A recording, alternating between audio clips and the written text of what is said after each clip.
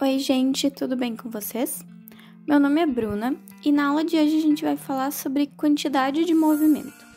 A gente vai ver nessa aula a definição, o conceito de quantidade de movimento, qual unidade que a gente usa no sistema internacional, principalmente, a lei de conservação da quantidade de movimento, para que a gente usa e por que ele é tão importante, e também o conceito de centro de massa, porque ele vai ser muito importante para a gente trabalhar essa lei de conservação. Bom, então para começar a nossa aula, vamos entender o que é a quantidade de movimento. Essa grandeza física é um pouco difícil de definir conceitualmente, Nós normalmente tratamos ela como a multiplicação entre outras duas grandezas físicas, a massa e a velocidade. A gente pode estar falando de um sistema, de um corpo, de um conjunto de partículas. Tudo isso vai ter quantidade de movimento.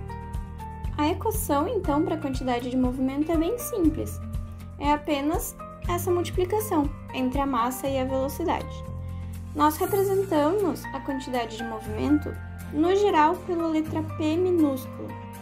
É importante a gente ter um cuidado para não confundir esse P minúsculo com o que a gente viu em uma aula passada, que era a pressão. Mas lembrem que nessa aula sobre pressão, nós vimos que o P minúsculo era uma grandeza escalar. E a quantidade de movimento é uma grandeza vetorial. Reparem na setinha em cima do P. Vamos falar um pouco mais detalhadamente sobre isso mais pra frente. Em alguns lugares, pode ser que vocês encontrem também representado que a quantidade de movimento é a letra Q maiúsculo. Também é bem comum encontrar escrito dessa forma, mas aqui nós vamos usar a letra P minúscula. Além da quantidade de movimento, existe uma outra grandeza física que também é uma relação de multiplicação entre a massa e a velocidade. Essa grandeza é a energia cinética. A gente vai estudar ela na aula que vem, que vamos falar sobre energia. A energia cinética, só para vocês terem uma ideia, é uma energia que fala do movimento dos corpos. Por isso que ela vai levar em conta a velocidade, como que o corpo está se movendo. Como eu disse para vocês, a quantidade de movimento é uma grandeza difícil de definir conceitualmente, mas a gente pode pensar que essas duas grandezas, tanto a quantidade de movimento quanto a energia cinética, são duas grandezas muito importantes para a gente entender como que corpos e sistemas interagem, como que vai ficar um movimento de corpos que estão interagindo, Porque pode ser que um corpo influencie o movimento do outro. E aí, para a gente entender como é que isso funciona, a gente precisa saber da quantidade de movimento e da energia cinética. Bom, falando um pouquinho sobre a unidade de quantidade de movimento, nós vamos trabalhar aqui com unidades do sistema internacional, como na maioria das vezes. Então, a gente viu que a quantidade de movimento é dada pela multiplicação entre a massa e a velocidade de um determinado corpo ou sistema. Se a gente lembrar que a unidade para massa no sistema internacional é quilograma e a unidade para velocidade nesse mesmo sistema internacional é metros por segundo, então a gente multiplica quilograma vezes metro por segundo e chegamos então na unidade da quantidade de movimento, que é quilograma vezes metro por segundo. É essa unidade mesmo, essa unidade grande. Às vezes acontece no sistema internacional de a gente ter um apelido para essas unidades que são muito grandes, mas não é o caso da unidade de quantidade de movimento. Em outro vídeo que vai tratar sobre impulso, vocês vão ver que a gente pode escrever essa mesma unidade de uma outra forma, mas aqui nós vamos apenas trabalhar com essa unidade. Bom, como eu comentei antes com vocês, a quantidade de movimento é uma grandeza vetorial. A gente pode perceber isso pela equação da quantidade de movimento, que coloca uma setinha ali em cima do P, para representar justamente isso, que quantidade de movimento é uma grandeza vetorial. Isso significa que, como a quantidade de movimento é um vetor, ele precisa ter três informações para estar bem descrito. São elas o módulo, a direção e o sentido. Isso significa que a gente pode ter duas partículas com o mesmo valor de quantidade de movimento, mas mesmo assim não terem a quantidade de movimento em si iguais, pois elas podem ter orientações diferentes. É o caso dessa figura aqui embaixo, em que nós temos uma partícula 1 e uma partícula 2, e está escrito aqui no canto inferior esquerdo que as massas das duas partículas são as mesmas e os módulos das velocidades também são os mesmos. Isso nos leva ao módulo da quantidade de movimento igual para as duas partículas. Entretanto, reparem como a orientação das velocidades das duas partículas, V1 e V2, são diferentes. Isso significa que, por mais que o módulo da quantidade de movimento seja o mesmo para as duas partículas, a quantidade de movimento vai ser diferente porque a orientação, ou seja, a direção e o sentido dessas velocidades e dessas quantidades de movimento são diferentes. Agora que nós entendemos o que é a quantidade de movimento, nós podemos falar sobre o grande objetivo da nossa aula, que é tratar sobre a lei de conservação da quantidade de movimento. O que ela nos diz é que, na ausência de forças externas, a quantidade de movimento de um sistema permanece constante, ou seja, não muda. A quantidade de movimento que a gente tem antes de uma determinada situação é a mesma quantidade de movimento que a gente tem depois dessa situação. Reparem que a palavra externas está destacada ali naquela frase, porque isso vai ser bem importante depois. A gente já vai ver por quê. Então, para a gente entender o porquê isso acontece, vamos olhar para esse exemplo aqui. Imaginem um trenzinho de brinquedo e nele está amarrada uma corda e uma criança puxa esse trenzinho por essa corda. Isso significa que a criança está exercendo uma força externa a esse trem. Se a gente lembrar da segunda lei de Newton, ela nos diz que a força é igual a massa vezes aceleração. E a aceleração nos indica que existe uma variação na velocidade.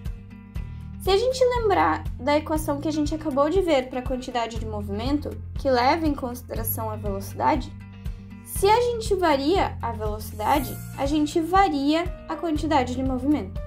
Então, nesse caso, com a presença de forças externas, a quantidade de movimento varia, ou seja, não é conservada.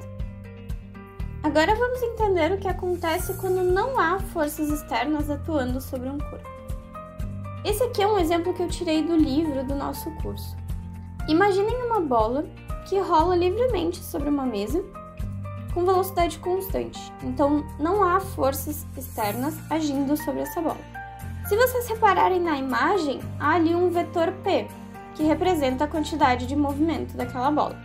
Como a massa da bola não varia e a velocidade da bola também não, isso significa que a quantidade de movimento da bola é constante. Entretanto, vamos supor que a gente coloque um pequeno explosivo dentro da bola.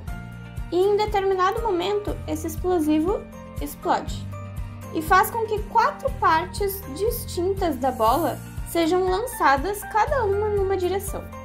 Reparem que agora, cada uma dessas partes da bola tem a sua própria quantidade de movimento, que a gente determina ali como sendo P1, P2, P3 e P4. Entretanto, se vocês repararem, o vetor P, que acompanhava a bola antes da explosão, ele continua sendo representado depois da explosão. E por que isso acontece? Reparem que antes da explosão, o vetor P está representado exatamente sobre o centro da bola. E esse ponto, ele segue depois da explosão. Esse ponto hipotético é o que nós chamamos de centro de massa. E a gente pode ver que a quantidade de movimento desse centro de massa continua igual depois da explosão. Mas o que exatamente é centro de massa? A gente não tinha citado ele antes. Centro de massa é um ponto hipotético que a gente pode considerar que ele se comporta exatamente como se toda a massa do corpo ou de um sistema de partículas estivesse concentrada nesse ponto. Então, todas as vezes que a gente comentou sobre forças, sobre velocidade, e a gente estava trabalhando com corpos extensos, por exemplo, carrinhos, bolinhas, mas que a gente considerava que eles eram pontos materiais, significa que a gente estava considerando que toda a massa desse objeto, desse corpo, estava localizado num ponto único que a gente chama de centro de massa. E a gente precisa entender exatamente o que é o centro de massa, porque esse conceito vai ser essencial para a gente compreender como que a quantidade de movimento de um sistema ou de um corpo não varia, mesmo que partes ou componentes desse sistema ou desse corpo variem sua quantidade de movimento individualmente. Para isso, vamos imaginar um exemplo. Existem dois patinadores que estão sobre uma pista de gelo e eles estão parados e muito próximos. Nesse exemplo, para facilitar, vamos supor que eles têm a mesma massa. Nesse caso, o centro de massa estaria exatamente entre eles. Num caso em que um dos patinadores tivesse mais massa, o centro de massa estaria deslocado em direção a esse patinador com maior massa. Vamos supor agora que esses dois patinadores, como eles estão bem próximos, eles podem se dar as mãos e em determinado instante eles se empurram. O que acontece é que os dois começam a se afastar um do outro. Reparem que, mesmo eles estando se afastando e com uma determinada velocidade v, o centro de massa não muda de lugar, continua exatamente entre eles. Isso acontece porque, inicialmente, o centro de massa estava parado. Como não há a existência de nenhuma força externa, a única força que existe nessa situação é a força interna ao sistema dos dois patinadores, porque são eles que se empurram, eles não são empurrados por uma terceira pessoa, por exemplo. Nesse caso, então, o centro de massa deve continuar parado, para que não haja variação da quantidade de movimento desse sistema. Reparem então que individualmente, cada um dos componentes desse sistema, que seriam cada um desses patinadores, eles variam a sua quantidade de movimento, porque antes eles estavam parados e agora eles estão em movimento.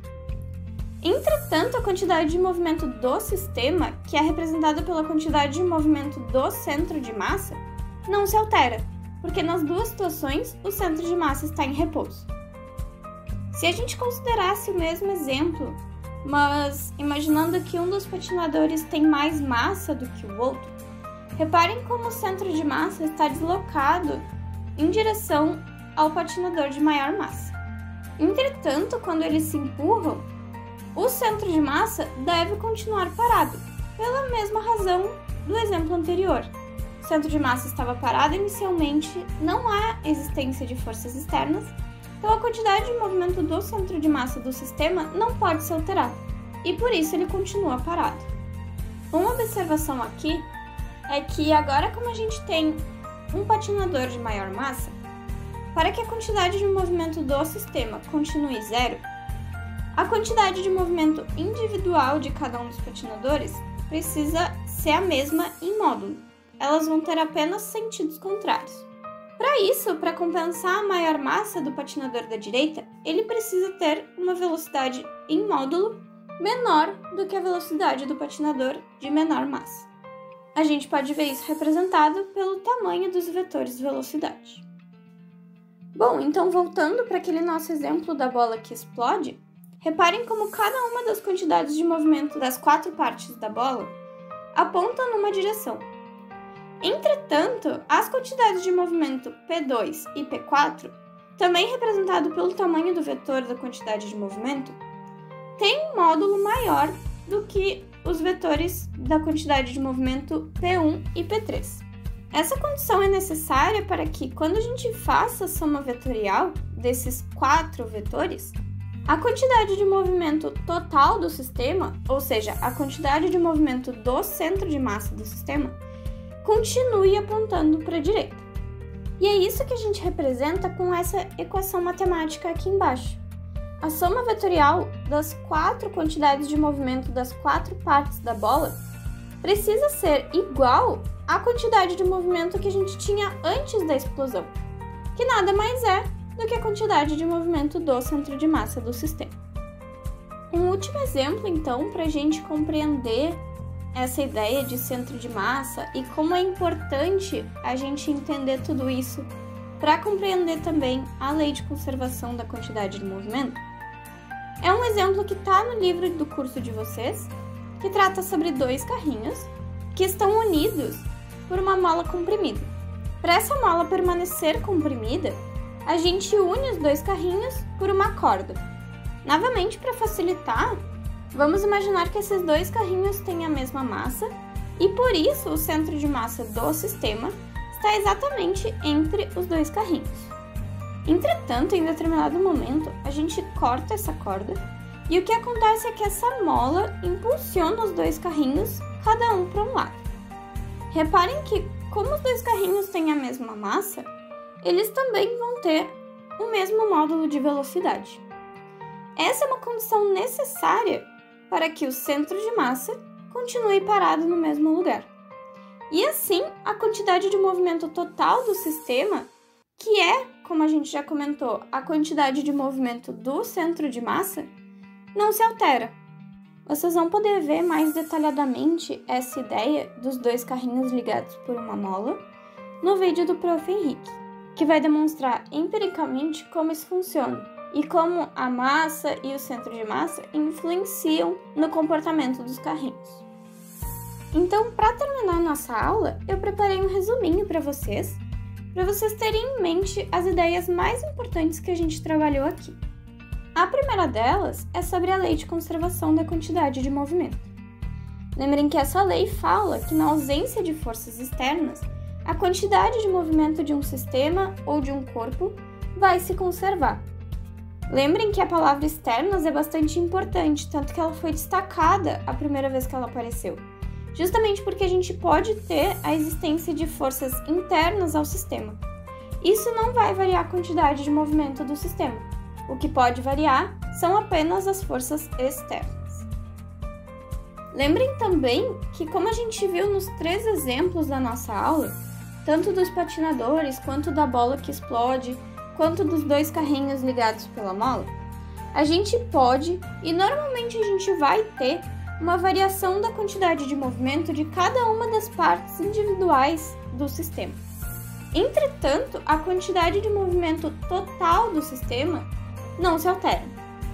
Essa quantidade de movimento total do sistema é sempre medida em relação a um ponto hipotético, que nós denominamos centro de massa. O centro de massa, como nós comentamos, é um ponto onde toda a massa do sistema estaria concentrada. E é esse ponto que vai também obedecer todas as leis de movimento e da dinâmica que a gente viu até agora, quando a gente estiver trabalhando com corpos extensos, mas que a gente puder simplificar para pontos materiais. Sendo assim, mesmo que cada parte individual do sistema tenha sua quantidade de movimento alterada, o centro de massa continua agindo como se nada tivesse acontecido. Ele não percebe a variação da quantidade de movimento das partes individuais. O centro de massa apenas varia sua quantidade de movimento quando existem forças externas atuando no sistema. Então, gente, por hoje era isso. Queria agradecer por vocês terem acompanhado até aqui. Se vocês gostaram, curtam o vídeo, comentem, falem o que vocês acharam, se vocês têm alguma sugestão para a gente melhorar nas próximas aulas. E se vocês ficaram com alguma dúvida, vocês podem deixar aqui nos comentários também, que aí eu posso ajudar vocês, tá bom? Um beijo e se cuidem!